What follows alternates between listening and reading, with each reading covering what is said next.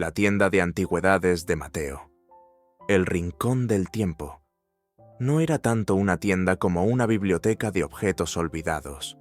El aire en su interior era espeso y olía a madera de roble, a pergamino quebradizo y al leve toque metálico del latón pulido.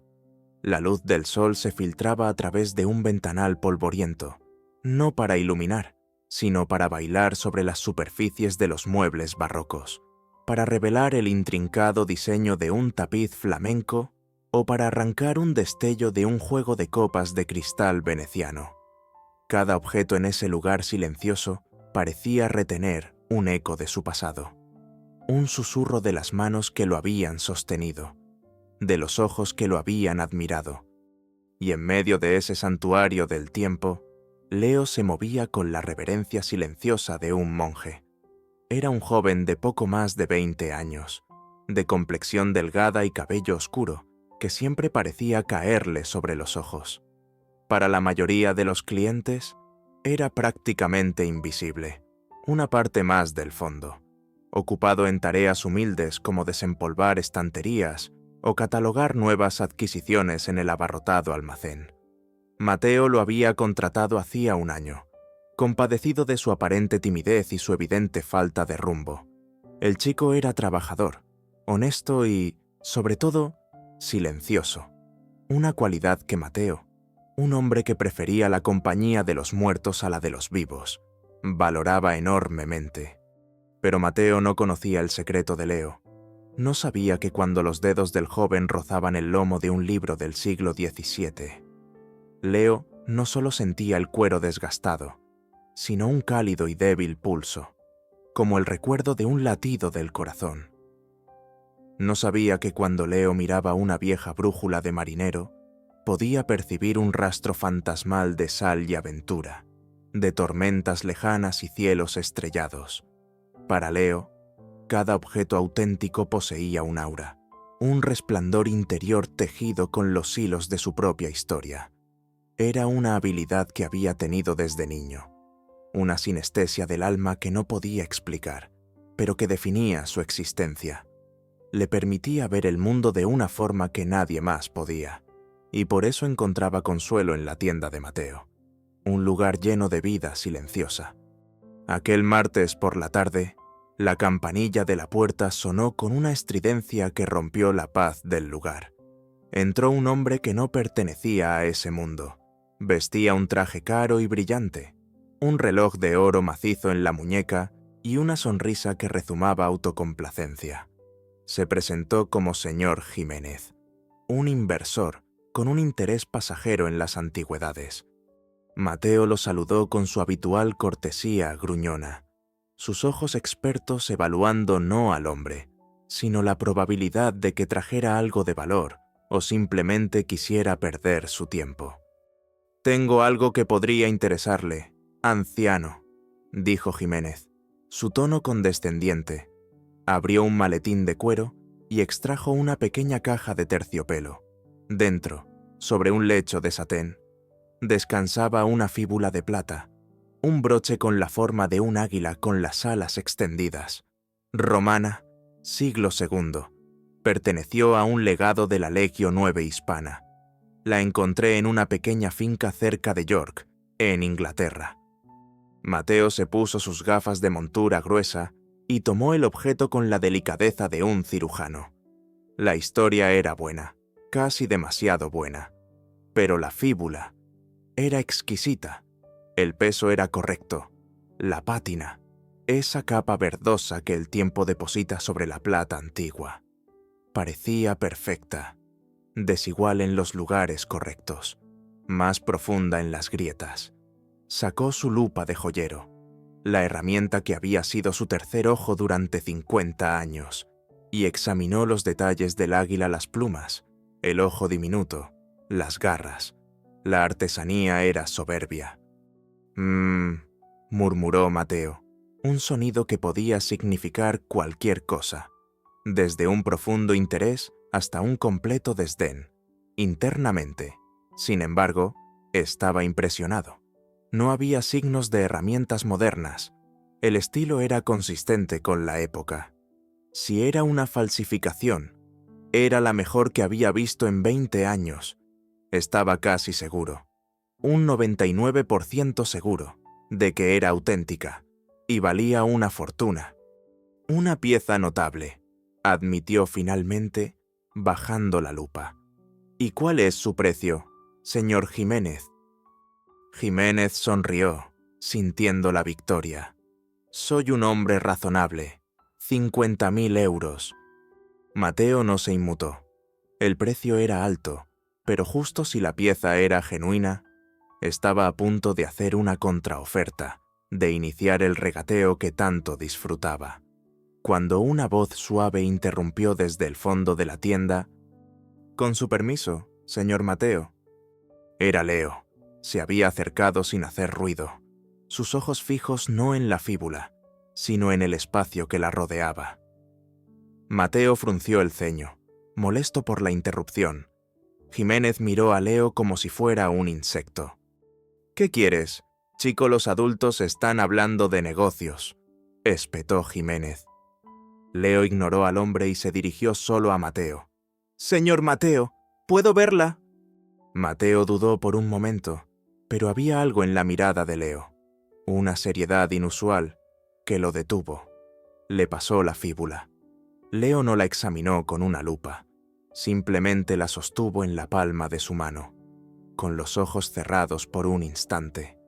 Desde que Jiménez había entrado, Leo había sentido una perturbación en la armoniosa sinfonía de la tienda, y cuando la fíbula fue revelada, vio su origen.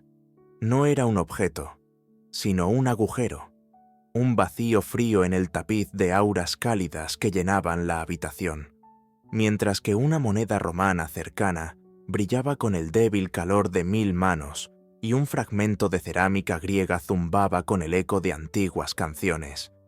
La fíbula era silenciosa, fría, muerta. Abrió los ojos. «Es una falsificación», dijo en voz baja, pero con una certeza absoluta. Jiménez estalló en una risa burlona. «¿Una falsificación? ¿Y qué sabe un mocoso como tú? Este viejo zorro casi fue engañado. ¿Y tú crees que puedes ver algo que él no vio?» Mateo, aunque irritado, también sintió una punzada de vergüenza. «¿En qué te basas?» «Leo, he examinado la pieza. Es perfecta».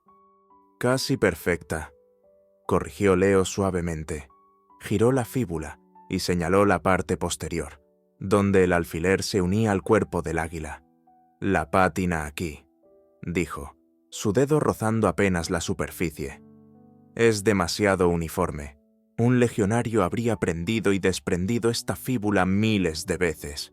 El desgaste debería ser mayor alrededor del mecanismo del alfiler, pero eso no es lo principal». Miró a Mateo, sus ojos transmitiendo un significado que iba más allá de las palabras. «No tiene historia, señor. No tiene alma. Está vacía». La explicación era tan extraña, tan mística, que Mateo debería haberla descartado de inmediato. Pero la convicción en la voz de Leo era inquebrantable, y su instinto, un viejo instinto animal que había sobrevivido a décadas de engaños, le dijo que escuchara. Jiménez, sin embargo, había perdido la paciencia. Su rostro se había enrojecido de ira. «Esto es ridículo. He perdido mi tiempo. Me llevo mi pieza y me voy a otro lugar donde aprecien la verdadera calidad». «Un momento», dijo Mateo, su voz ahora con un filo de acero. Tomó la fíbula de la mano de Leo y volvió a colocar su lupa en el ojo. Pero esta vez no miró la artesanía. Miró exactamente donde Leo había señalado, bajo la potente lente, a una magnificación que la mayoría no usaría. Vio algo que se le había pasado por alto, una serie de microarañazos, casi invisibles, en el interior de la articulación del alfiler, arañazos que solo podían haber sido hechos por la punta de una herramienta eléctrica de alta velocidad, utilizada para envejecer artificialmente el metal. El falsificador era un genio. pero había cometido un error minúsculo en el lugar menos visible. El corazón de Mateo se hundió. Había estado a punto de pagar 50.000 euros por un trozo de plata sin valor. Había sido salvado de la ruina y la humillación por el chico que desempolvaba sus estanterías. Bajó la lupa y le devolvió la fíbula a Jiménez. Su rostro era una máscara de hielo. Tiene razón. No apreciamos este tipo de calidad aquí. La puerta está por allí. Jiménez vio el cambio en el rostro de Mateo. Supo que había sido descubierto. Su arrogancia se desvaneció, reemplazada por una rabia sorda. Arrebató la fíbula, la guardó y salió de la tienda, lanzando una maldición por encima del hombro. La campanilla de la puerta sonó de nuevo, devolviendo la tienda a su silencio. Mateo se quedó de pie detrás del mostrador durante un largo rato.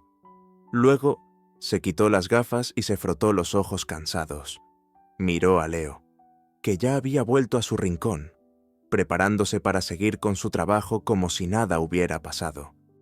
50 años en el negocio, 50 años confiando en sus libros, su conocimiento, su experiencia, su lupa, y un chico que hablaba de almas y vacíos, había visto la verdad en un instante. «Leo», dijo Mateo, su voz ronca. El joven levantó la vista. «¿Cómo?» empezó a preguntar Mateo, pero no supo cómo terminar la frase. «¿Cómo lo supiste? ¿Cómo lo viste? ¿Qué eres?» Leo simplemente ofreció una pequeña y tímida sonrisa. «Simplemente lo supe». Mateo se apoyó en el mostrador, sintiendo el peso de sus años, el mundo, que creía conocer tan bien. De repente se había vuelto vasto, misterioso e incomprensible, y el centro de ese misterio estaba de pie a 10 metros de distancia, sosteniendo un plumero. Los días que siguieron al incidente de la fíbula fueron extraños en el rincón del tiempo. Por fuera, nada había cambiado. El polvo seguía asentándose con su parsimonia habitual. El reloj de pared seguía marcando los segundos, con su tic-tac solemne, y Leo seguía cumpliendo sus tareas con una eficiencia silenciosa, pero por dentro, el universo de Mateo se había puesto patas arriba. El viejo anticuario se encontraba observando a Leo con una mezcla de fascinación y una profunda inquietud, como si el chico que había contratado por lástima se hubiera revelado de repente como una criatura de otro mundo. Mateo intentaba encontrar una explicación lógica. Quizás Leo tenía una vista excepcionalmente aguda. Quizás había estudiado numismática romana en secreto. Quizás fue solo una conjetura afortunada. Pero ninguna de esas explicaciones cuadraba con la extraña y serena certeza del joven, ni con sus palabras sobre el alma y la historia de un objeto. Mateo, un hombre de hechos y ciencia, un devoto de la datación por carbono y el análisis espectrográfico, se sentía como un astrónomo al que le hubieran pedido que aceptara la astrología. Y sin embargo, no podía negar la verdad. Leo le había salvado de un error catastrófico. La duda lo carcomía. Necesitaba saber más. Necesitaba una prueba irrefutable. Una situación en la que la suerte no pudiera ser un factor. La oportunidad se presentó 3 días después, en forma de una invitación grabada en papel grueso. Don Ramiro de la Serna, un industrial inmensamente rico y un coleccionista obsesivo, invitaba a un grupo selecto a la presentación de su última adquisición. Estos eventos eran legendarios en el pequeño y cerrado círculo de los anticuarios de élite, una oportunidad para ver piezas que normalmente solo se veían en museos, para hacer contactos y, sobre todo, para cimentar reputaciones. Mateo, a pesar de su carácter solitario, siempre asistía. Esa tarde, se acercó a Leo, que estaba cuidadosamente limpiando un juego de instrumentos quirúrgicos del siglo XIX. «Leo», dijo Mateo, su voz sonando extrañamente formal. «Esta noche tengo un compromiso, una velada privada. Me gustaría que me acompañaras. Leo levantó la vista, sorprendido. «Yo, señor, pero yo solo soy yo». «Eres mi consultor», lo interrumpió Mateo, la palabra sintiéndose extraña en su boca. «Quiero tu opinión sobre una pieza. Ponte tu mejor ropa. Pasaré a buscarte a las 8». No esperó una respuesta. Se dio la vuelta y se retiró a su oficina, sintiéndose a la vez como un genio y como un completo idiota. Estaba llevando a un chico que hablaba con los objetos a la boca del lobo. La residencia de don Ramiro era un ático dúplex con vistas a toda la ciudad, un templo de cristal y acero lleno de tesoros. Obras de Picasso y Miró colgaban en las paredes, y esculturas de Chillida y Giacometti ocupaban los espacios con una autoridad silenciosa. Los invitados eran la flor y nata del mundo del arte y las antigüedades, hombres y mujeres con sonrisas calculadas y miradas que podían tasar el valor de un alma. Leo, con un sencillo traje oscuro que Mateo le había prestado. Se sentía como un gorrión en una jaula de pavos reales, pero mientras Mateo sentía la presión social, Leo sentía otra cosa, el abrumador coro de las auras de los objetos que lo rodeaban. Una sinfonía de historia y genio que lo hacía sentir extrañamente en casa.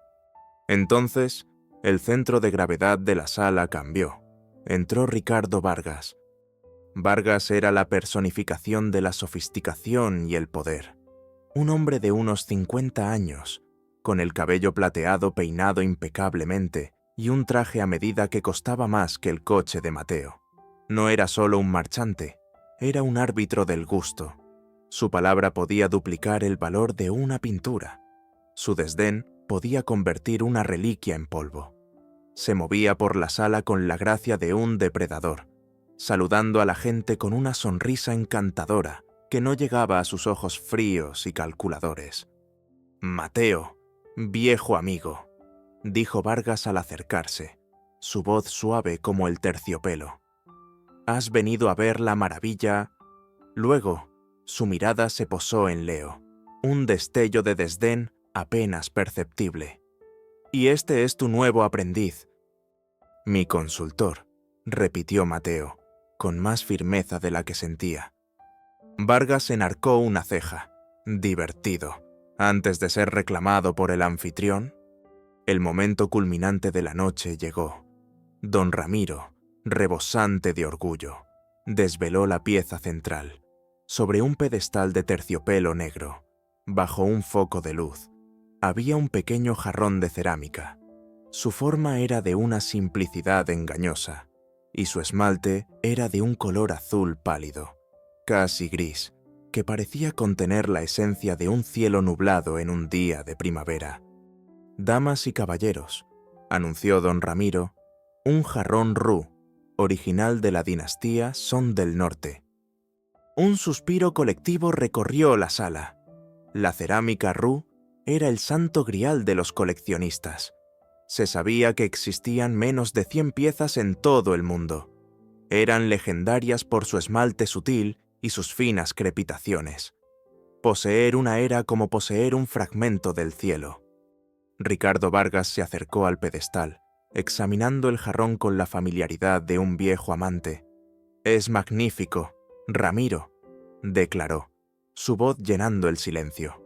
«La calidad del esmalte, la delicadeza del pie. La procedencia es impecable.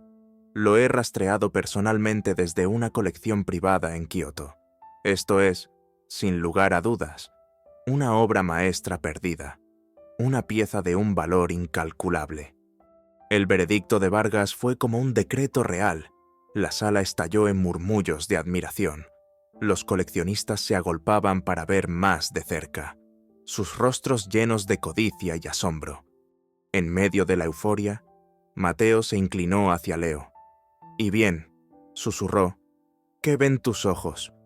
Leo no se había movido. Su mirada estaba fija en el jarrón.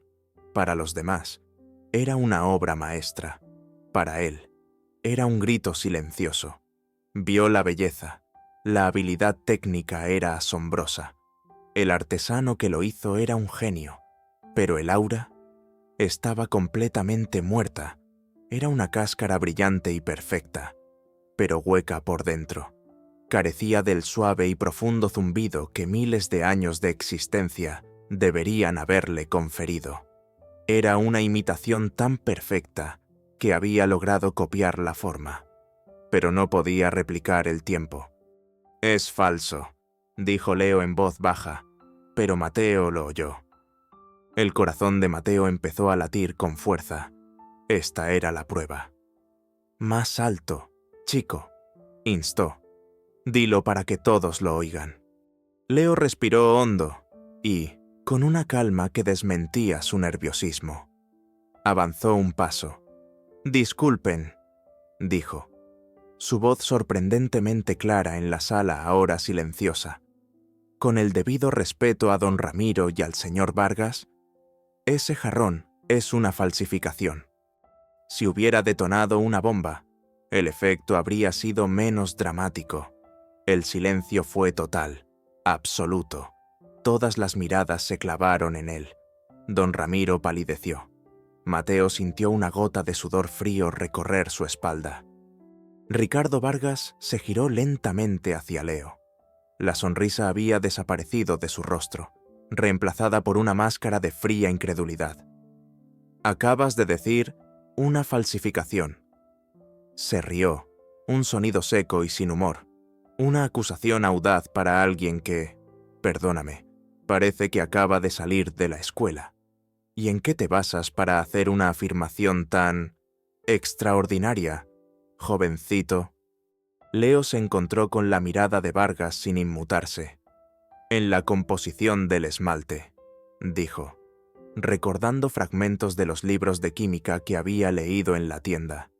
La cerámica Ru original de los Song del Norte obtenía su color de trazas de óxido de hierro en el esmalte, cocido en una atmósfera reductora, pero para obtener este tono exacto, con esta uniformidad, el artesano moderno tuvo que añadir una cantidad microscópica de cobalto, un elemento que los alfareros Song no utilizaban para este tipo de esmalte. Un análisis espectrográfico lo revelaría. La explicación técnica silenció a algunos, pero Vargas no se dejó impresionar. Una teoría interesante, pero sin un laboratorio, es solo eso, una teoría. «Entonces, hay otra razón», continuó Leo, sabiendo que tenía que usar su propio lenguaje. Miró el jarrón de nuevo.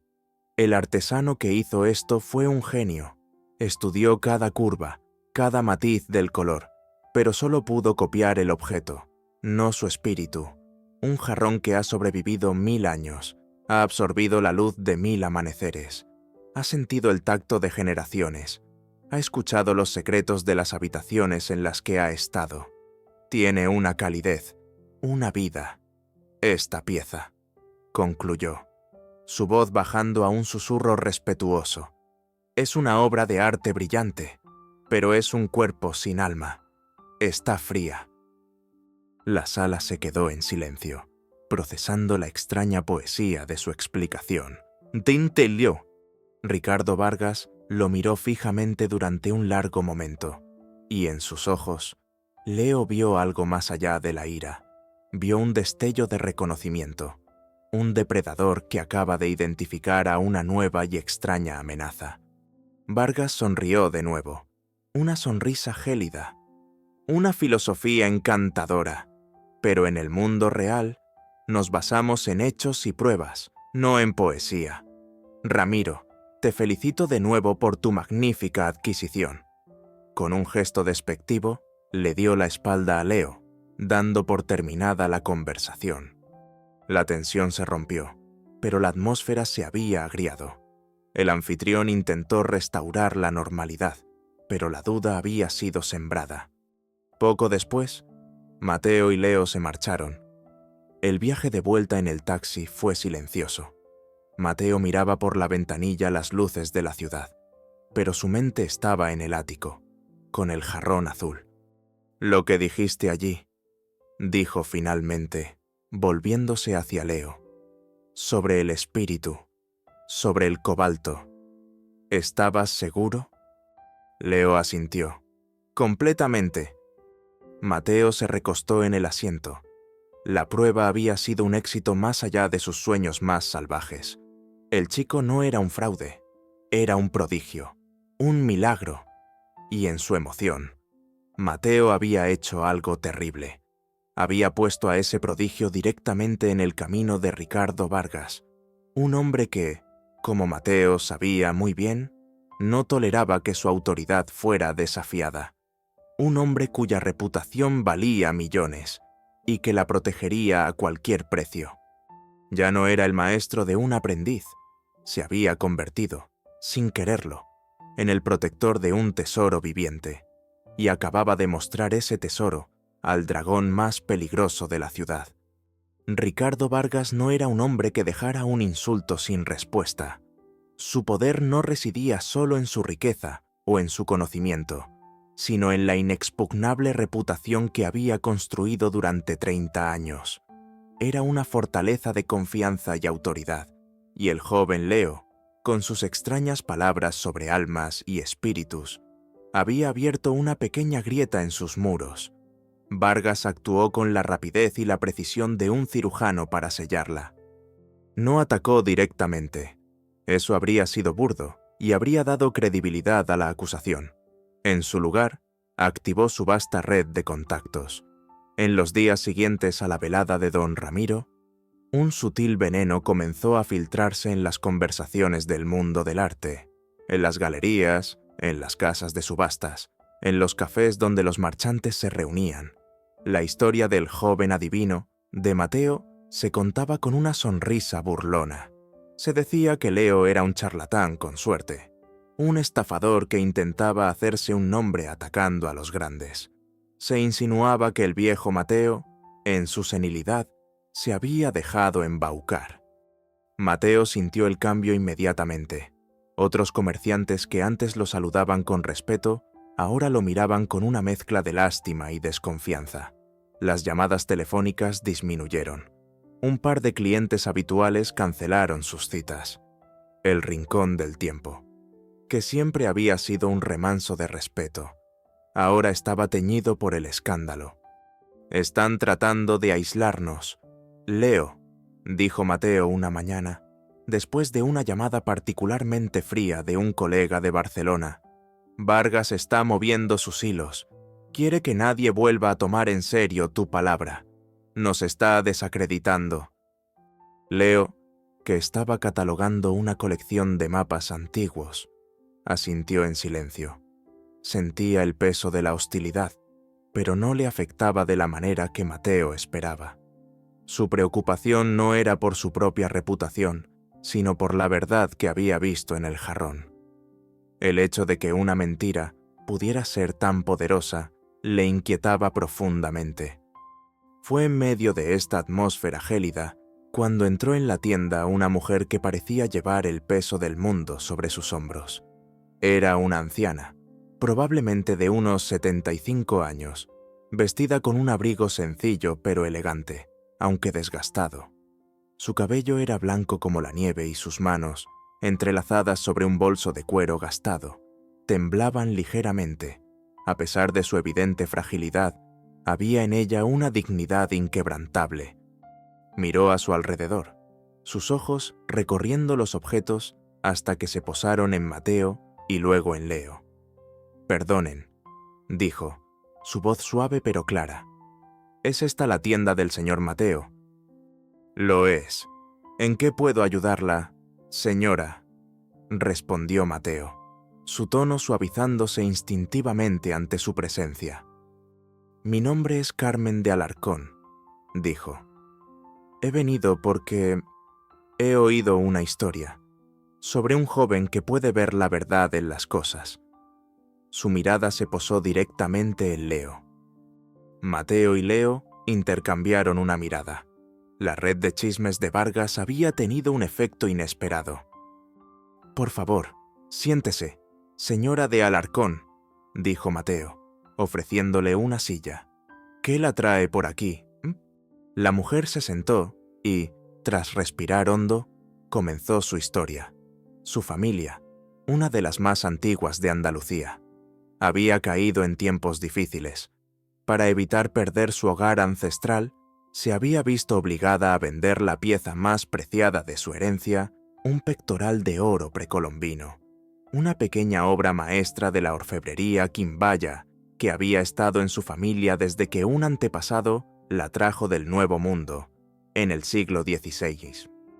Fui a ver al único hombre que pensé que podría ayudarme, que podría darme un precio justo, un hombre muy respetado, Ricardo Vargas, dijo, el nombre saliendo de sus labios con un sabor amargo. Examinó el pectoral, me dijo que era hermoso, pero que lamentablemente era una réplica moderna, aunque muy bien hecha. Dijo que los análisis del oro mostraban trazas de aleaciones modernas. Me ofreció una suma modesta, por el valor del metal, dijo, y yo, desesperada y avergonzada, le creí. Lo vendí. Las lágrimas asomaron a sus ojos, pero las contuvo. Abrió su bolso y sacó una fotografía de alta calidad. Esto es todo lo que me queda de él, pero desde que oí la historia de lo que pasó en la velada de don Ramiro, no he podido dormir. Una pequeña y terrible esperanza se ha alojado en mi corazón, la esperanza de que me equivocara al creerle. Puso la fotografía sobre el mostrador. Mostraba un pectoral de oro bruñido, con la forma de un hombre estilizado con un tocado ceremonial. Los detalles eran increíblemente finos. Mateo tomó la foto, su corazón llenándose de una fría rabia. Reconocía la táctica. Era la jugada más vieja y cruel del libro, desacreditar una pieza genuina para adquirirla por una miseria. Leo se acercó. No cogió la foto, simplemente la miró, y mientras miraba la imagen bidimensional, algo nuevo y extraño comenzó a suceder en su mente. Cerró los ojos, concentrándose no en la foto, sino en el objeto que representaba. Intentó alcanzarlo a través del tiempo y la distancia, sentir su aura. Y entonces los ecos llegaron.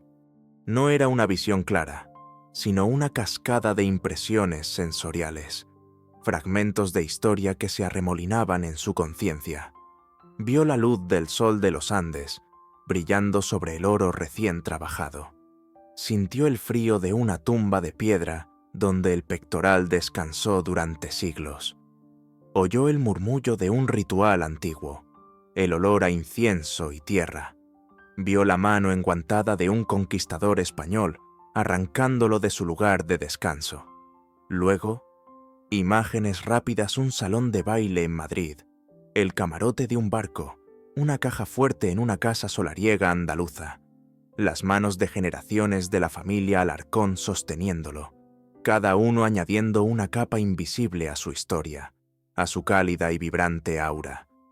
Y entonces, la visión cambió. Se volvió nítida y fría. Vio una oficina lujosa, la de Ricardo Vargas.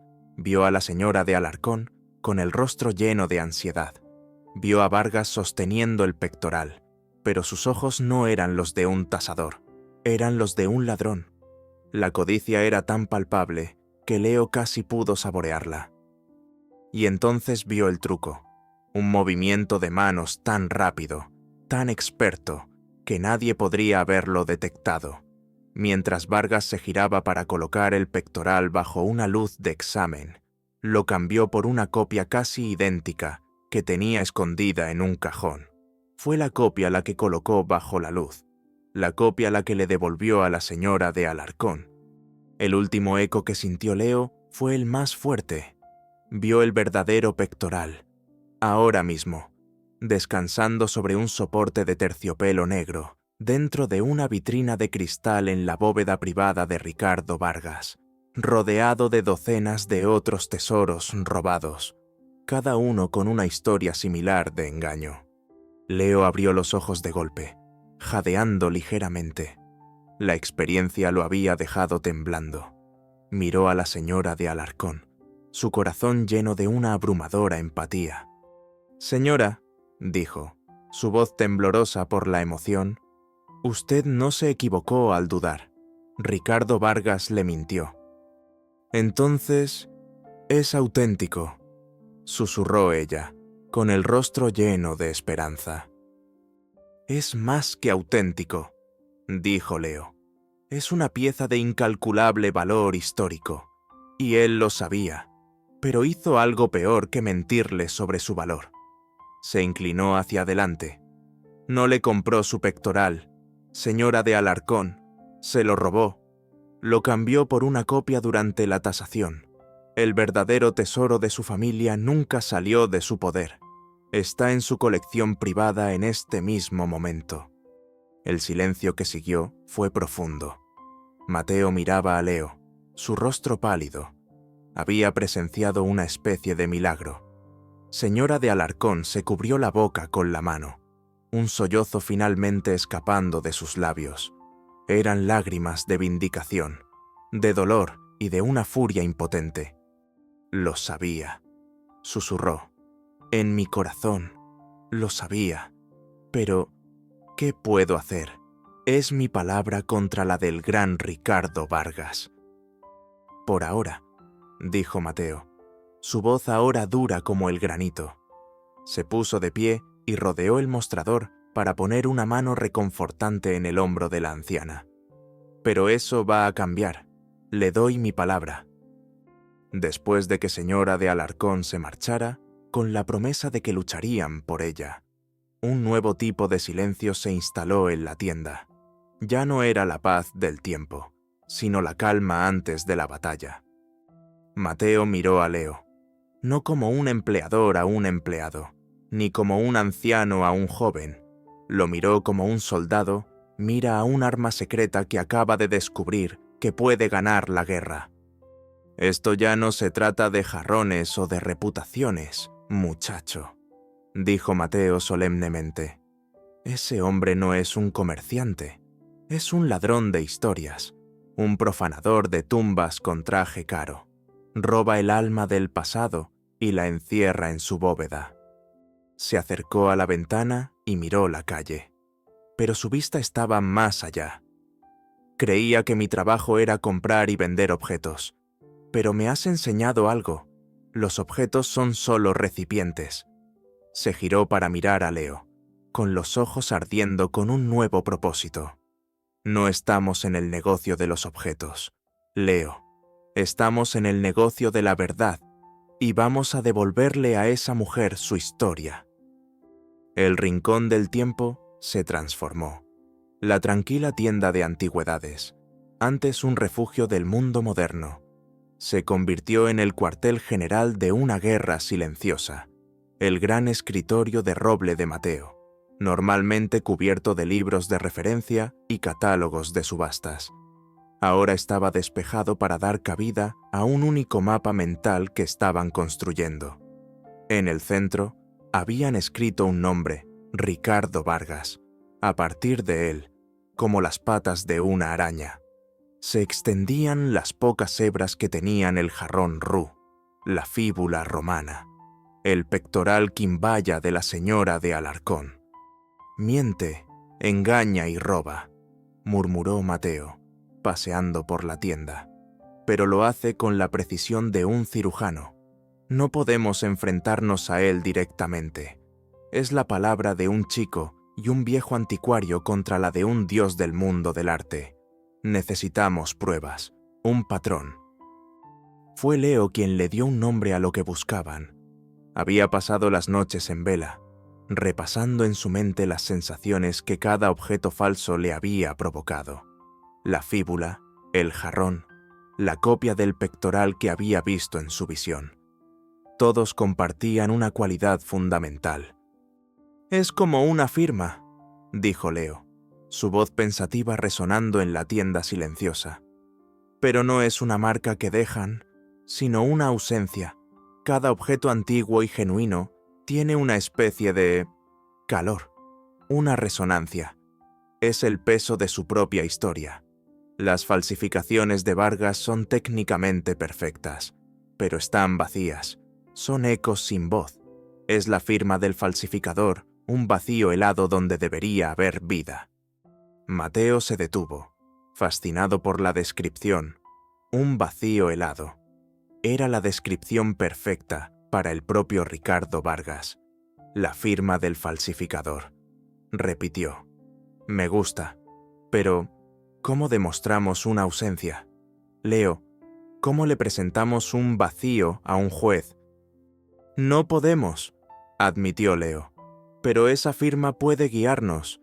Si puedo examinar otras piezas que han pasado por sus manos, piezas que ahora se consideran tesoros auténticos, tal vez pueda encontrar su rastro.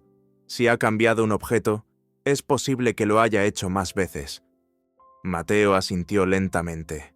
La lógica era sólida, pero les enfrentaba a un muro infranqueable el acceso. Los tesoros que Vargas había manejado estaban ahora en colecciones privadas o, peor aún, en museos, protegidos por capas de burocracia y seguridad. Necesitaban un aliado en el interior, alguien con las llaves del reino. Solo había una persona en la que Mateo podía pensar, una persona con la integridad, la posición y la valentía para escuchar una historia tan descabellada. «Elena Rojas», dijo Mateo en voz alta, «es la conservadora jefe del Museo Nacional de Historia. Es joven, brillante y ferozmente protectora de la verdad histórica. Su abuelo fue un buen amigo mío. Si alguien puede ayudarnos, es ella». La oficina de Elena Rojas en el museo era el polo opuesto a la tienda de Mateo. Era un espacio moderno, minimalista, con paredes blancas, estanterías de metal y una gran pantalla de ordenador que mostraba imágenes en 3D de artefactos. Elena era como su oficina, nítida, precisa y con una inteligencia que brillaba en sus ojos oscuros. Escuchó la historia de Mateo y Leo con una paciencia educada. Su rostro no revelaba nada de lo que pensaba. Cuando Mateo terminó, ella se reclinó en su silla. «Señor Mateo, le tengo en la más alta estima», dijo con diplomacia. «Pero lo que me está pidiendo es extraordinario. Me pide que cuestione la integridad de Ricardo Vargas, uno de los mayores benefactores de este museo, basándose en...». Hizo una pausa, buscando la palabra correcta. La intuición de su joven asociado. «Es más que intuición, doctora», intervino Mateo. «El chico tiene un don». Elena miró a Leo, que había permanecido en silencio durante toda la reunión. «Un don», repitió. Su escepticismo era evidente. «En mi campo, nos basamos en la ciencia, en la procedencia documentada, en el análisis material, no en dones». Mateo había previsto esto. «Entonces, permítanos demostrárselo. Una prueba. A ciegas». La curiosidad científica de Elena se despertó. Era una proposición ridícula, pero también intrigante. «De acuerdo», dijo después de un momento. «Una prueba. Síganme». Los condujo a una de las salas de almacenamiento del museo, un vasto almacén climatizado lleno de hileras de estanterías metálicas. Sobre una mesa, colocó 5 objetos pequeños, cubiertos por un paño. «Aquí hay 5 piezas de nuestra colección de estudio», explicó. 4 son auténticas, de diferentes épocas y culturas. Una es una falsificación conocida, una copia de museo tan perfecta que la usamos para estudiar las técnicas de los falsificadores. Ni siquiera mis asistentes saben cuál es cuál sin consultar los archivos. Le daré 5 minutos. Señor, Leo, dígame cuál es la falsa». Leo asintió. Elena retiró el paño. Sobre la mesa había una daga de bronce egipcia, una moneda de plata griega, una estatuilla de terracota maya, una hebilla de cinturón vikinga y un tintero de cerámica persa. Leo no tocó ninguno de ellos. Simplemente caminó lentamente alrededor de la mesa, sus ojos recorriendo los objetos. Para Elena y Mateo, solo veían a un joven observando, pero en la mente de Leo, la mesa era un pequeño sistema solar. La daga egipcia emitía un tenue y seco calor, como el sol del desierto. La moneda griega zumbaba con la energía de 1000 mercados. La estatuilla maya tenía una resonancia terrenal y profunda. La hebilla vikinga estaba fría, pero con el frío del hierro y el mar del norte. Un frío lleno de historias de barcos y batallas. Y luego estaba el tintero persa. Era hermoso, con intrincados diseños azules y blancos, pero para Leo era un agujero negro, un silencio absoluto y helado. No emitía nada. Era la firma. «Es ese», dijo Leo, señalando el tintero. «Es la falsificación». Elena contuvo la respiración y consultó una tableta. Miró la pantalla y luego a Leo, con los ojos muy abiertos. «Correcto», susurró. «¿Cómo?» «Pero hay más», dijo Mateo, presionando su ventaja. «Diles lo que ves en los otros, chico». Leo obedeció. Señaló la daga. Esta perteneció a un soldado, no a un faraón. Siento. Arena y sudor. Una vida corta y violenta. Señaló la moneda. Esta estuvo perdida en el mar durante mucho tiempo. El aura es débil, lavada por el agua salada. Sobre la estatuilla maya, dijo, esta fue parte de un ritual funerario. Siento dolor, pero también paz. Elena estaba pálida. Lo que Leo decía no era vago. Coincidía con las notas de procedencia y los hallazgos arqueológicos de cada pieza. Eran detalles que solo un conservador que hubiera estudiado los objetos durante meses podría conocer. «Creo que necesito sentarme», dijo Elena. Volvieron a su oficina. El escepticismo de Elena había sido reemplazado por un asombro cauto y una creciente indignación ante la posibilidad de que Vargas fuera un fraude. El científico en ella todavía luchaba por comprender, pero el guardián de la historia en ella sabía que no podía ignorar esto.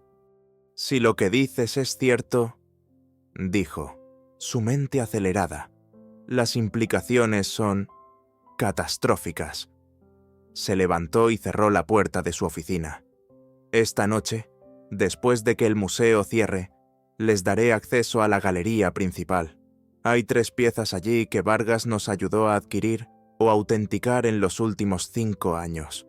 Veremos si su firma aparece». Esa noche, el museo era un lugar diferente, un reino de sombras y ecos. Los pasos de los 3 resonaban en los vastos salones de mármol. Elena los guió con una linterna, su haz de luz cortando la oscuridad y deteniéndose en el primer objetivo, un casco corintio de bronce, exhibido con orgullo en su propia vitrina. Leo se acercó, puso una mano en el cristal y cerró los ojos. El silencio se alargó. «Falso», dijo finalmente, su voz apenas un susurro. «La forma es correcta, pero el metal está muerto. Nunca ha conocido el calor de una batalla». Mateo sintió un escalofrío. Elena anotó algo en su cuaderno. Su rostro tenso. Pasaron al siguiente un collar de oro etrusco, increíblemente intrincado. Vargas lo había declarado el mejor ejemplo de su tipo fuera de Italia. Leo ni siquiera necesitó cerrar los ojos. «Frío», dijo instantáneamente. «Como la fíbula. Hermoso, pero sin vida». El horror comenzaba a sentarse en el rostro de Elena. Los condujo al centro de la galería, a la pieza central de la exposición del Imperio Romano. Una pieza que atraía a miles de visitantes cada año. Era una coraza de gala de un general romano, con una escena de batalla grabada en el pecho. Fue la adquisición estrella de Vargas para el museo. Leo la miró durante mucho tiempo. El silencio en el salón era absoluto. «Leo», preguntó Mateo suavemente. «Esta es diferente», susurró Leo. «No está completamente fría. Es complicada». Se concentró más, frunciendo el ceño. «La coraza principal, las placas del pecho y la espalda, son auténticas. Siento el eco de las legiones, el orgullo, las marchas. Es real». Hizo una pausa. «Pero la escena de la batalla grabada en el frente es nueva. Es una adición posterior. Es una falsificación grabada sobre una pieza auténtica. Elena ahogó un grito. Dios mío, eso es diabólico. Tomar una pieza genuina pero sencilla y mejorarla para multiplicar su valor por 10.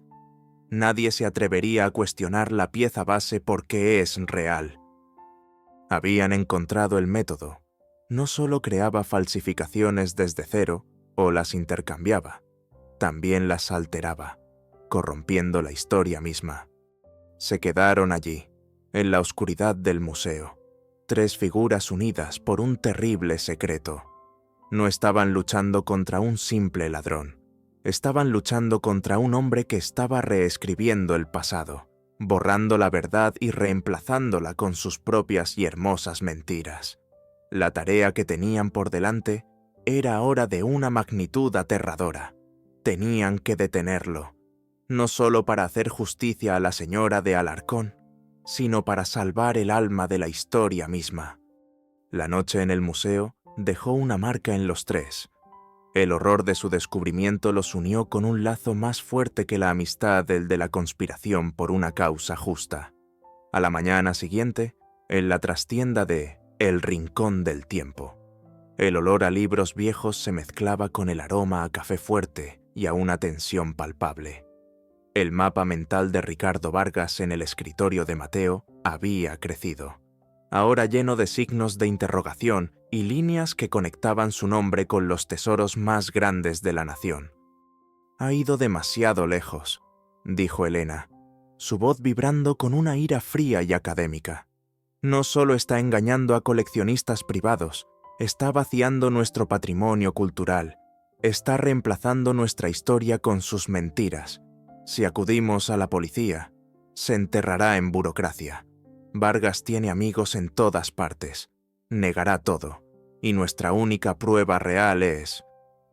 Hizo un gesto hacia Leo. «Algo que ningún tribunal aceptará». «Entonces, no lo llevaremos a un tribunal», dijo Mateo, su voz grave. «Lo llevaremos al único tribunal que teme el de la opinión pública. Su poder se basa en su reputación. Si destruimos eso, lo destruimos a él. Necesitamos humillarlo de una forma tan espectacular, tan innegable, que nadie pueda volver a confiar en él». La pregunta era cómo. Necesitaban el escenario perfecto, el objeto perfecto, el momento perfecto. Fue Elena quien trajo la respuesta 2 días después. Llegó a la tienda a toda prisa, con una tableta en la mano y un brillo febril en los ojos. «Lo tengo», anunció. «La casa de subastas internacional Ethelred, en Madrid, el mes que viene. El lote estrella de su subasta de Tesoros de la Historia Europea. Y adivinen quién es el consignador anónimo». Mostró la pantalla. Allí, fotografiado sobre un fondo de terciopelo carmesí, había un puñal. Era una pieza exquisita, con una hoja de acero de Damasco y una empuñadura de plata y lapislázuli. El catálogo lo describía como la daga del silencio, y su procedencia, investigada y certificada por el renombrado erudito Ricardo Vargas, la atribuía a un infame asesino al servicio de los Borgia en el siglo XV. «El precio de salida estimado es de 3 millones de euros», dijo Elena en voz baja. «Pero los rumores dicen que podría alcanzar los 5, o incluso más». Leo miró la imagen, incluso a través de la pantalla. No sintió nada, ni el frío del acero, ni el eco de la intriga renacentista. Era un objeto mudo, otro cuerpo hermoso y sin alma. «Es él», dijo Leo, «y esa es su próxima obra maestra falsa». «Es el escenario perfecto», exclamó Mateo, sus ojos brillando con una luz estratégica. «Una subasta internacional. La prensa de todo el mundo estará allí. Los coleccionistas más ricos y poderosos. Si lo exponemos allí, el eco resonará en todo el planeta». Durante los días siguientes, la trastienda de Mateo se convirtió en una sala de guerra. Trazaron un plan, una operación de 3 fases tan delicada como la propia daga. La fase 1 era la confirmación. Leo tenía que examinar la daga en persona. Viajarían a Madrid para la vista previa pública de la subasta. Leo se acercaría a la pieza y daría la señal definitiva. Si, por alguna razón imposible, la daga era auténtica, abortarían la misión. La fase 2 era la preparación del arsenal. Este era el dominio de Helena. Mientras Leo proporcionaría la chispa de la duda, Helena proporcionaría el combustible de la ciencia. Si la daga es una falsificación renacentista, explicó, el acero de Damasco será una imitación moderna. El verdadero acero de Damasco tiene una microestructura única, nanotubos de carbono que los herreros modernos no pueden replicar perfectamente. ¿Y el lapislázuli? Probablemente será de una mina afgana que no se explotaba intensamente hasta el siglo XIX. Puedo preparar un dossier, un paquete de ataque científico, con análisis comparativos. Será nuestra munición. Extraoficialmente, usaría los recursos del laboratorio del museo por la noche, arriesgando su carrera por la causa. La fase 3 era la ejecución, el papel de Mateo. Él, con sus décadas de experiencia, entendía la psicología de una sala de subastas. No podemos detener la venta, instruyó, su dedo trazando un diagrama en un papel. Eso sería un simple altercado. No, dejaremos que suceda. Dejaremos que la puja suba a las nubes. Dejaremos que los egos de los multimillonarios se enfrenten. Dejaremos que Vargas se regodee en su triunfo cuando el martillo caiga y se anuncie un precio récord mundial. Hizo una pausa. El efecto dramático era palpable. Y entonces, en el clímax de su gloria, en el momento de silencio, justo después del golpe del martillo, cuando toda la atención de la sala esté en esa daga, entonces atacaremos. Será como una obra de teatro, y nosotros seremos el giro final e inesperado que nadie ve venir. El plan era audaz, arriesgado y brillante. La semana anterior a la subasta, los tres viajaron a Madrid. La sala de exposiciones de Ethelred era un lugar de peregrinación para los ricos. El champán fluía y las conversaciones eran susurros sobre millones de euros. En el centro de la sala, dentro de una vitrina de cristal presurizado, descansaba la daga del silencio. Ricardo Vargas estaba allí. Por supuesto, era el sol alrededor del cual giraban todos los demás planetas. Aceptaba felicitaciones por su descubrimiento. Su rostro una máscara de humilde genialidad. Sus ojos se encontraron con los de Mateo y Leo a través de la multitud, y les dedicó una breve sonrisa condescendiente, la sonrisa de un hombre que cree haber aplastado a sus enemigos. No sabía que estaba mirando a sus verdugos.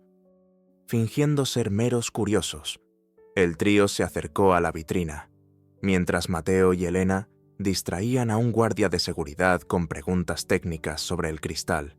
Leo se quedó solo frente a la daga durante unos preciosos segundos. Se concentró. Miró más allá del brillo de la plata y del profundo azul de la piedra. Buscó el eco. No encontró nada. Solo el silencio de un objeto recién nacido que pretendía ser viejo. La firma del falsificador estaba allí, tan clara para él como la huella dactilar de un asesino. Era hermosa. Era una mentira. Se apartó de la vitrina. Sus ojos se encontraron con los de Mateo a través de la sala, con un movimiento casi imperceptible, tan sutil que solo alguien que lo buscara podría verlo. Asintió una vez. Una corriente eléctrica pareció pasar entre ellos. Mateo le devolvió el asentimiento. Helena, que los observaba, respiró hondo. La luz verde. La trampa estaba activada. La noche de la subasta. La atmósfera en la sala principal de Ethelred crepitaba de energía. Era un mar de smokines y vestidos de noche. El aire olía a dinero y a perfume caro. Leo, Mateo y Helena tomaron sus asientos, separados para no levantar sospechas. Mateo se sentó cerca del frente, donde podía levantarse fácilmente.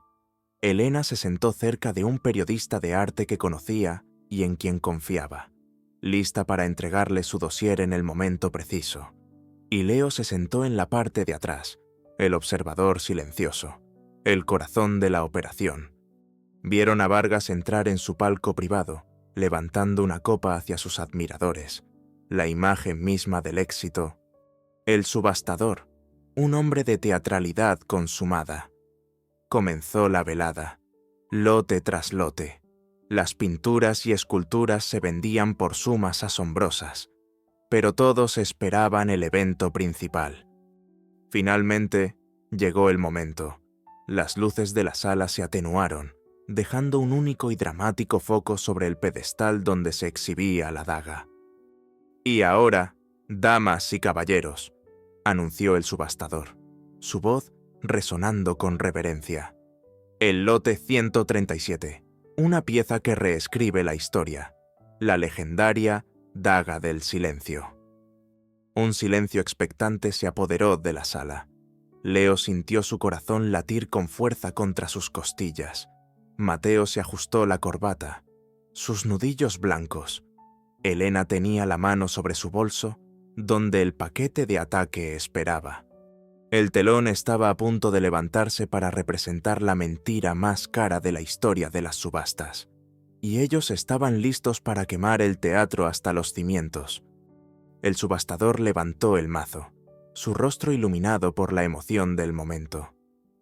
La puja comienza en 3 millones de euros por la daga del silencio. ¿Quién me da 3 millones? Apenas había terminado la frase, una paleta se alzó en la primera fila. 3 millones, dijo una voz con un fuerte acento ruso. 4 millones, replicó instantáneamente un hombre en el lado opuesto, un magnate tecnológico de Silicon Valley. Desde su palco privado, Ricardo Vargas observaba con una sonrisa de satisfacción, saboreando una copa de vino caro. Era su obra maestra, no solo la daga, sino la situación entera. Había creado un objeto, le había inventado una historia. Y ahora los hombres más ricos del mundo luchaban por poseer su mentira. No era solo un falsificador, era un artista de la percepción, un titiritero de la codicia humana. Sentía un profundo desprecio por todos ellos. La puja se convirtió en una batalla feroz. 5 millones, 6, 7. La barrera de los 8 millones se rompió con un jadeo colectivo de la audiencia. El oligarca ruso y el magnate tecnológico se miraban el uno al otro a través de la sala como dos gladiadores. 9 millones, dijo el ruso. Su voz era un desafío. 10, respondió el americano sin dudarlo. 10 millones de euros, por un trozo de metal y piedra que él había encargado a un maestro artesano en un taller secreto de Florencia por menos de 100.000. Vargas bebió un sorbo de vino. El sabor de la victoria era dulce.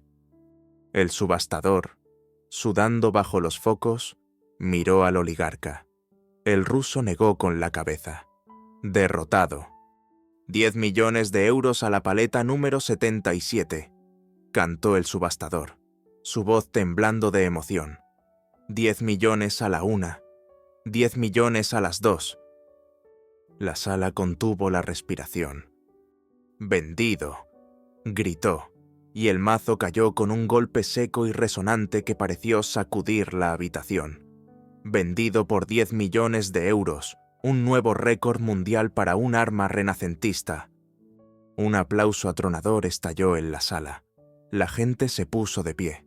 Vargas, en su palco, se levantó y ofreció una inclinación modesta. El genio aceptando el homenaje del mundo. Su reputación no solo estaba intacta, estaba ahora forjada en oro. En el preciso instante en que los aplausos comenzaban a apagarse, cuando el comprador sonreía y el subastador se secaba la frente, una voz clara y firme atravesó la sala. Un momento, era Mateo. Se había puesto de pie, su figura erguida y digna a pesar de su edad. Cientos de cabezas se giraron hacia él. El silencio cayó como una guillotina.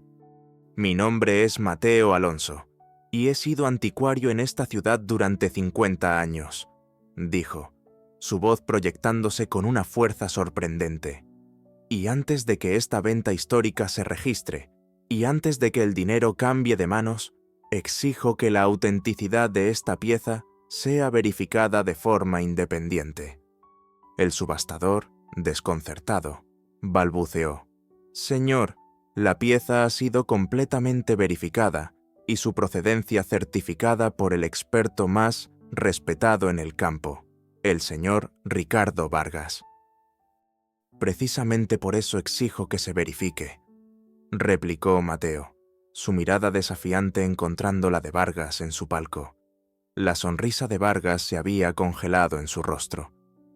«¿Y en qué basa esta acusación tan grave?», preguntó el subastador, su tono ahora teñido de hostilidad. Mateo no respondió. En su lugar, se giró e hizo un gesto hacia el fondo de la sala. «Mi consultor lo explicará». Y desde la parte de atrás, Leo comenzó a caminar por el pasillo. Estaba tranquilo, su rostro sereno. Todas las miradas se posaron sobre él. Este joven desconocido que se atrevía a desafiar un récord mundial. Desde su palco, Vargas se rió. «Ah, sí, el consultor de Mateo, el joven poeta que cree que los objetos tienen alma. Vamos a interrumpir una transacción de 10 millones de euros por un cuento de hadas». La sala murmuró, muchos sonriendo ante el comentario de Vargas, pero Leo no se inmutó.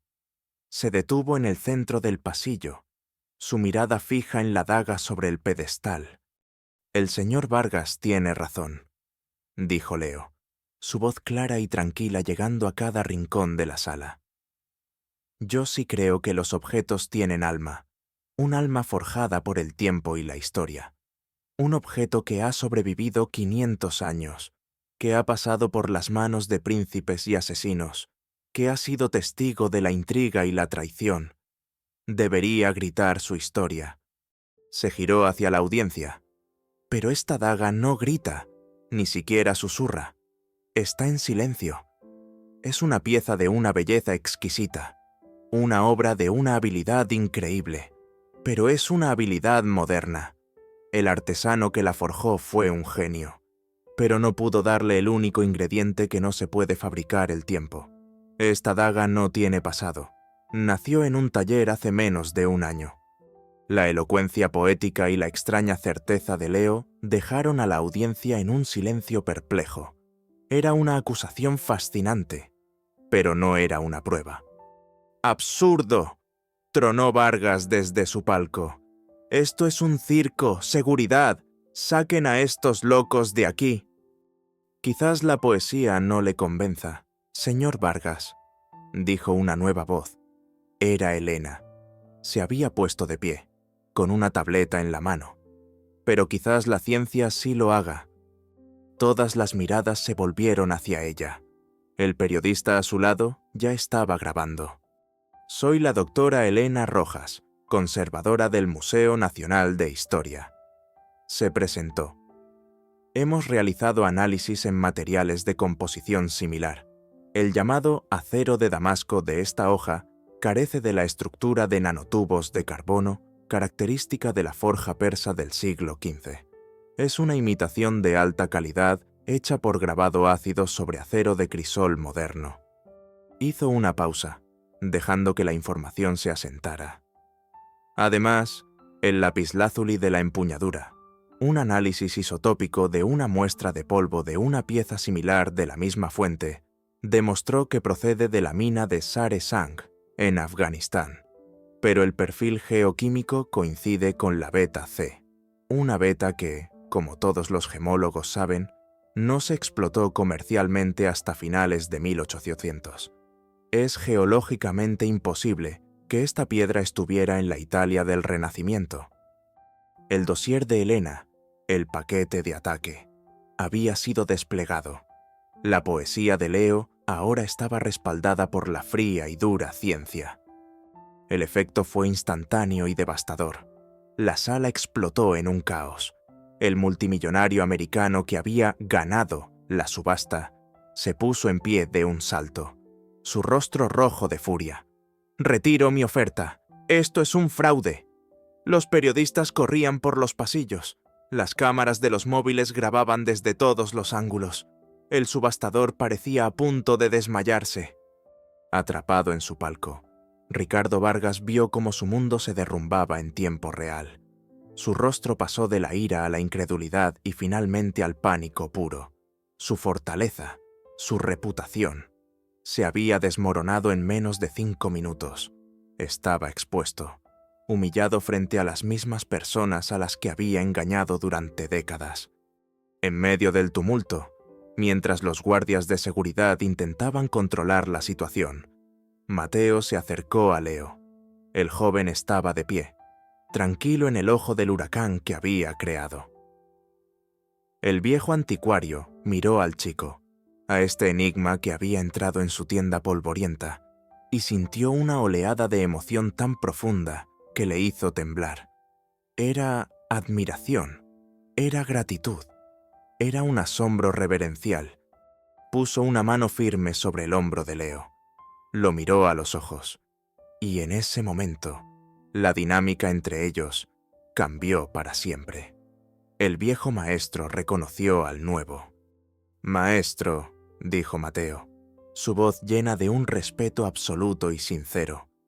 Leo lo miró, y por primera vez, una genuina sonrisa iluminó su rostro. Los guardias de la casa de subastas, junto con 2 policías de paisano que estaban en el evento, comenzaron a subir hacia el palco de Vargas.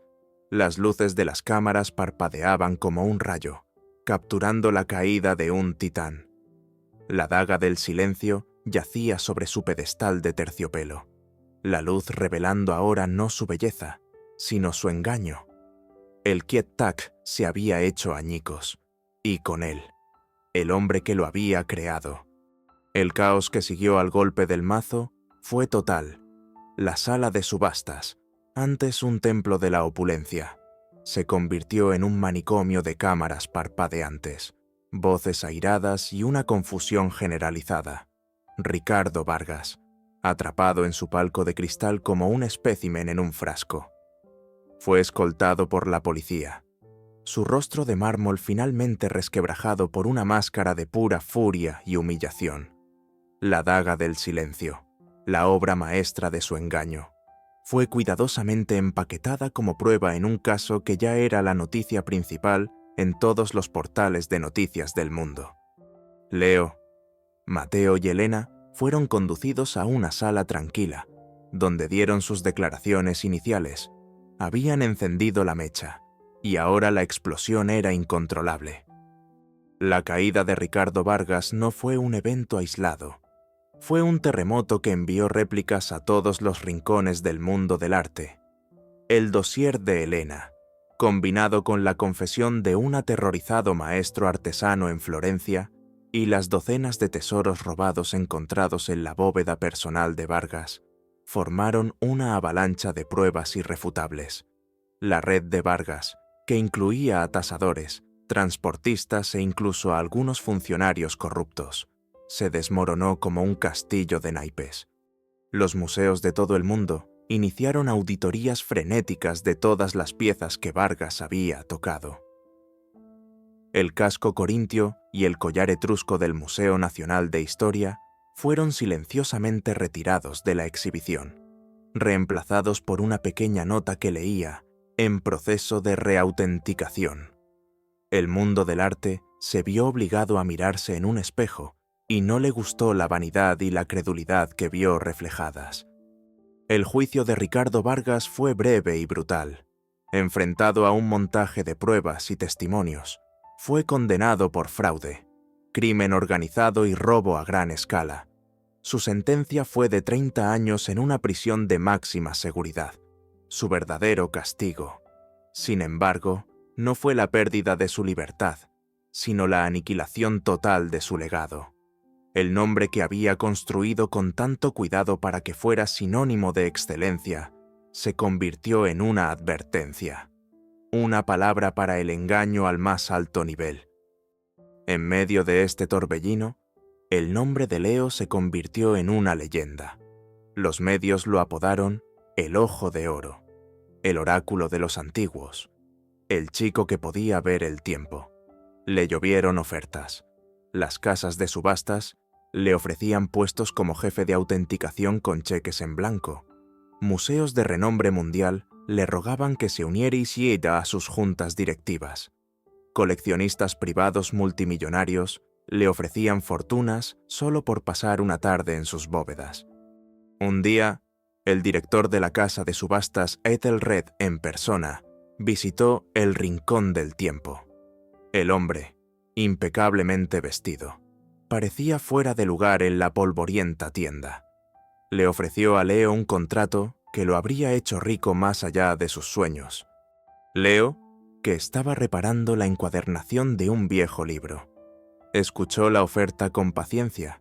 Cuando el hombre terminó, Leo levantó la vista y sonrió amablemente. «Le agradezco su generosa oferta, señor», dijo, «pero mi don no está en venta. No es una herramienta para determinar el precio de las cosas. Es una forma de escuchar sus historias, y las historias no tienen precio». Rechazó todas las ofertas. Para desconcierto del mundo, el chico que podía tasar cualquier tesoro eligió quedarse en una modesta tienda de antigüedades con un anciano. Su verdadera misión acababa de empezar. Con la ayuda de Helena y los registros recuperados de la bóveda de Vargas, Leo y Mateo se embarcaron en la tarea de devolver los tesoros robados a sus legítimos dueños. Se convirtieron en una especie de detectives del pasado, rastreando familias y herederos. Uno de los momentos más dulces de esta nueva misión fue cuando viajaron a Andalucía para visitar a la señora Carmen de Alarcón. Le llevaron una caja de madera cuidadosamente embalada. Cuando la abrió, sus ojos se llenaron de lágrimas. Dentro, descansando sobre terciopelo, estaba su pectoral quimbaya, el verdadero, brillando con un cálido resplandor dorado. Lo tomó en sus manos temblorosas, las lágrimas ahora corriendo libremente por sus mejillas. «Ha vuelto a casa», susurró, acariciando el oro como si fuera el rostro de un niño perdido hace mucho tiempo. Ustedes no solo me devolvieron un objeto, me devolvieron una parte del alma de mi familia». Ese día, Leo comprendió el verdadero propósito de su don. No era para desenmascarar a los reyes del fraude, sino para sanar las pequeñas heridas de la historia, para restaurar la conexión de la gente con su propio pasado. Meses después, la tormenta amainó. El mundo del arte comenzó a sanar, con nuevos protocolos y una saludable dosis de escepticismo. El Rincón del Tiempo volvió a una apariencia de normalidad, aunque ahora era un lugar un poco más concurrido. La gente no solo venía a comprar, sino a veces solo para estar en el lugar donde la verdad había prevalecido, para hablar con el legendario maestro Mateo, y quizás, si tenían suerte, echar un vistazo al chico tranquilo que trabajaba en la parte de atrás. Una tarde, mientras la luz dorada del sol poniente entraba por la ventana, Mateo y Leo estaban sentados en la trastienda, compartiendo una taza de té. Su relación había evolucionado hacia una cómoda camaradería de abuelo y nieto, maestro y alumno, ambos roles intercambiándose constantemente. «¿Sabes, maestro?», dijo Mateo, usando el título con una mezcla de ironía y profundo afecto. «A veces me pregunto qué habría sido de mí si no hubieras entrado en mi tienda». «Probablemente habría comprado una fíbula romana muy cara», respondió Leo con una sonrisa. Ambos se rieron. Era una risa fácil y genuina. «Has cambiado el mundo, Leo», dijo Mateo, poniéndose serio. «No», respondió Leo, mirando los objetos que los rodeaban, cada uno brillando con su propia y silenciosa luz. «Yo no he cambiado nada. Solo he ayudado a que las cosas vuelvan a ser lo que siempre fueron. He ayudado a que se escuchen las historias correctas». Justo en ese momento, la campanilla de la puerta sonó. Entró una joven estudiante, con una mochila al hombro y una expresión nerviosa. Se acercó al mostrador. «Disculpen», dijo tímidamente. «Encontré esto en el jardín de mi abuela. Probablemente no sea nada, pero me preguntaba si podrían decirme qué es». Puso sobre el mostrador un pequeño objeto de arcilla. Era una lámpara de aceite, simple, sin adornos, del tipo que un legionario romano o un simple granjero podría haber usado. Su valor monetario era, en el mejor de los casos, insignificante. Mateo la habría descartado amablemente en el pasado, pero ahora miró a Leo. Leo se acercó. No necesitaba tocarla. En el momento en que sus ojos se posaron en la pequeña lámpara, una sonrisa cálida y genuina se extendió por su rostro. Su aura no era brillante ni poderosa como la de un tesoro real, pero era densa, cálida y muy real. Podía sentir el eco de la mano de un alfarero dándole forma, el olor del aceite de oliva quemándose, la luz parpadeante que había iluminado un humilde hogar hace 2000 años. Sintió el calor de una familia cenando, las esperanzas y los miedos de gente común, sus historias olvidadas. Era una pequeña cápsula del tiempo, no de un rey, sino de un alma anónima. «Es hermosa», dijo Leo, su voz llena de una genuina maravilla. «Es auténtica y tiene una historia maravillosa que contar». Y mientras empezaba a contarle a la joven la historia que solo él podía ver, la historia de una pequeña luz en la vasta oscuridad del tiempo, Leo supo que había encontrado su lugar, no en las opulentas salas de subastas ni en las páginas de las revistas de arte, sino allí, en esa tienda polvorienta, siendo el guardián no de los tesoros, sino de los susurros de la historia, encontrando el valor no en el precio, sino en la verdad.